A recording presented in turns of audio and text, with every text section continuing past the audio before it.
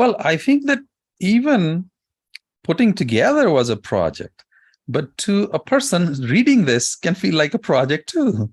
So, how can a reader or a healthcare leader who wants a team of physician leaders to read this together as a group, how can one approach the books so they can start getting benefit from it right away? That's a great question. Let me start by answering the question with some specifics. I have three friends, chief medical officers, who Mhm, have decided to have monthly book clubs using mhm, these books, where two of the three have taken a number of younger full-time clinicians that they have identified as these will be mhm, our future leaders. mhm, And they have worked one-on-one with them and said, would you be interested in letting me host you once a month? mhm, I know one of them goes to this very nice Italian restaurant in a back room, and they got a special deal. And what they do is once a month they have a dinner. And as the one CMO said to me, Carson, we are out of there by 7:30 p.m. We start at 6. We mhm, have no PowerPoints, no handouts, and we take one chapter at a time.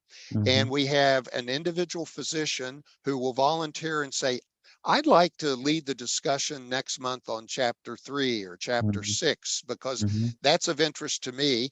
And they lead an open-ended discussion that, as he said, ultimately becomes a facilitated group discussion.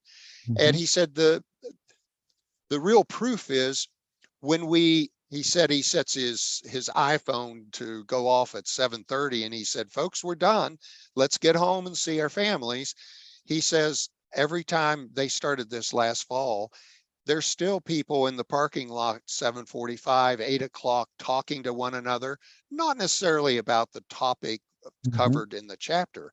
But mhm, I think as people are looking at the books, the first book is not just conceptual. mhm, It's a broad overview of engagement.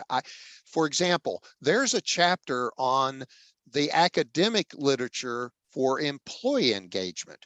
mhm, Interestingly, there's not a lot of academic literature on physician engagement. And mhm, so there's some discussion about what's the difference between employee engagement mhm, and physician engagement. mhm, And then you get into issues of physician leadership, physician participation. And so it's a good beginner book to introduce the topic of engagement and mhm. where to begin.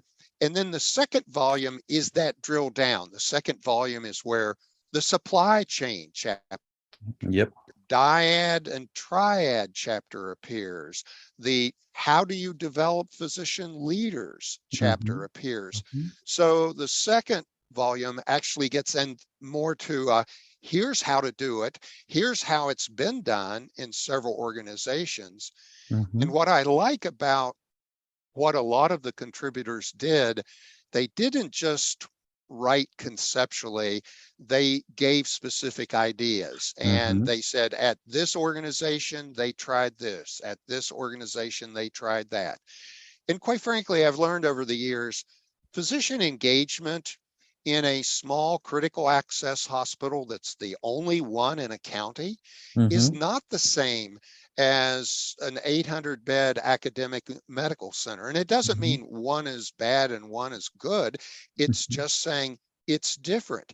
And if you have a large number of younger employed physicians, physician mhm, engagement is different than if you're dealing with a large cadre of independent physicians who are mhm, more advanced in their careers and ages. So it covers the waterfront, and the reader can either skim quickly and do, if you will, a mile wide, an inch or mhm, two deep, mhm, or you can stop at certain points and go a mile deep on a certain mhm. topic.